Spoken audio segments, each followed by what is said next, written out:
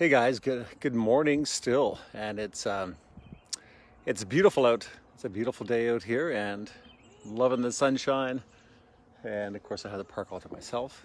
And but I am practicing, safe outdoor training, and being very clean and being very focused. But yeah, it's been really interesting. The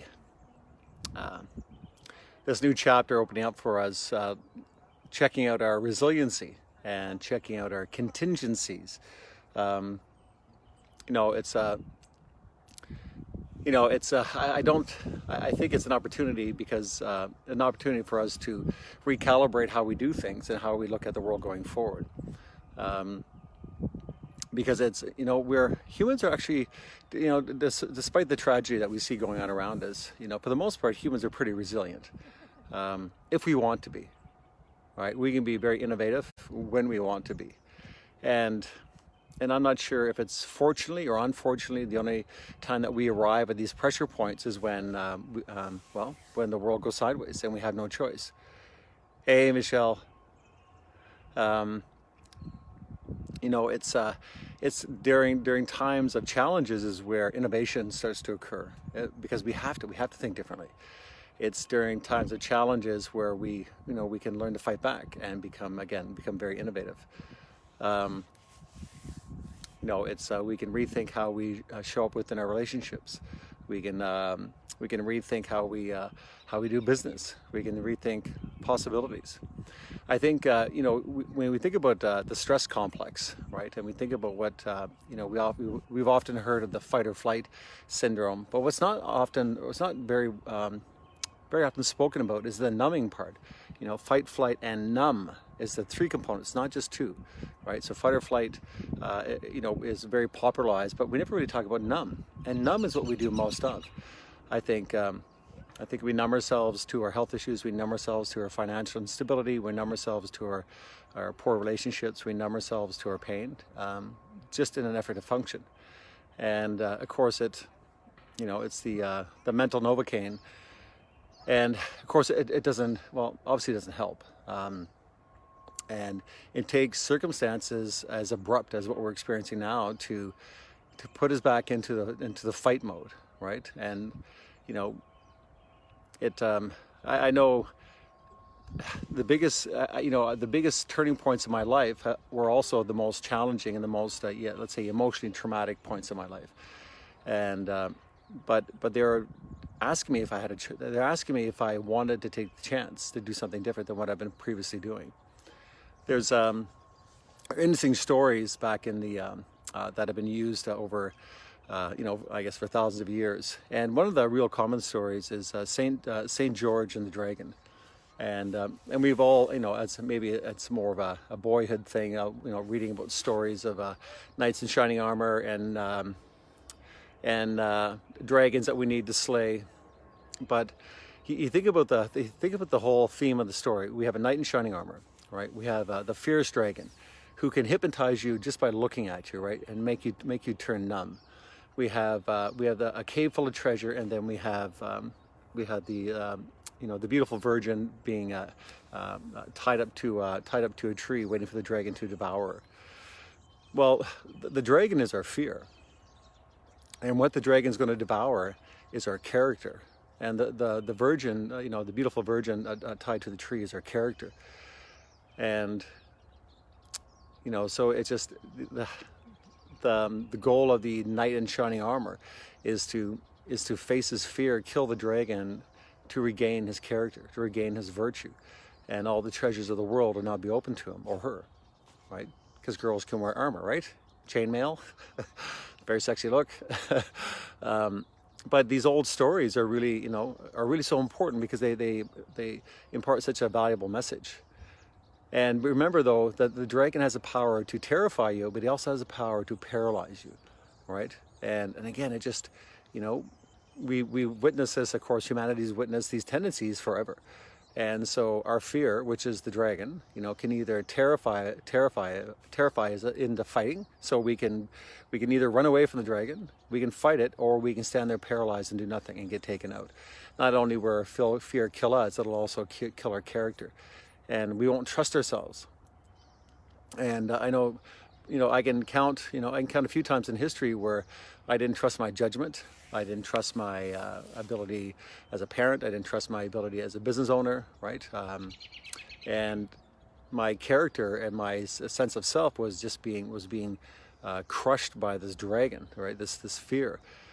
And again, it's just, we have those choices, right? We have those choices to slay the dragon.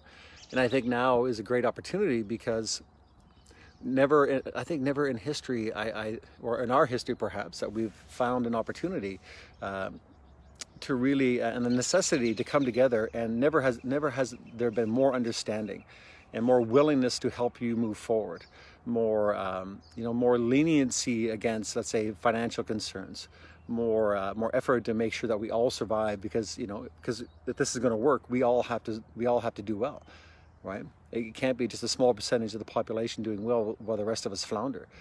So I think there's an extraordinary opportunity for us to figure things out, because there will be lots of leniency on quite a few different fronts. And not only, it won't be just one person facing the dragon, right? You'll have a network of people that will support you, that will understand you, that will be there. And if you've ever wondered about doing something different in your life, whether it's doing something different with your health, or doing something different with your finances, maybe calling a credit card company and getting your interest rates taken down, because 100% of zero is zero, right? And I think everybody, the mortgage companies and the credit card companies, they're going to have to play nice. So it's a great opportunity to go back and actually have those conversations and work out deals with the credit card companies. Again, that's a fear, right? Financial worries were always a concern of mine, and it's something I still don't let go very easily. So, but it's a great opportunity to meet that dragon head on and kill that dragon, so you protect your credit rating, and they'll help you, right? Because they have to, right? Like I said, never has there been a point in time where the world has to be lenient, and they have to play nice, because again, 100% is 0-0. But think about it, right? Think about that story. Just think about how appropriate that story is. The knight is standing there in his armor, right? Knees trembling, the dragon's in front of him, and he has three choices. Now, the dragon can paralyze him and remain him numb, and of course, and that happens, you're certainly done, right? So if you're numbing yourself inside your experience, you are certainly done, and we know this to be true. So fear is actually a great motivator. It wakes us up. But again, like I said, now we're not just one person facing this fear. We are a world community facing this fear head on. So man, if you're ever going to decide to do something, now is the time to do it. Now is the time to start planning ahead while the wounds are fresh and the fear is paramount and real in front of you.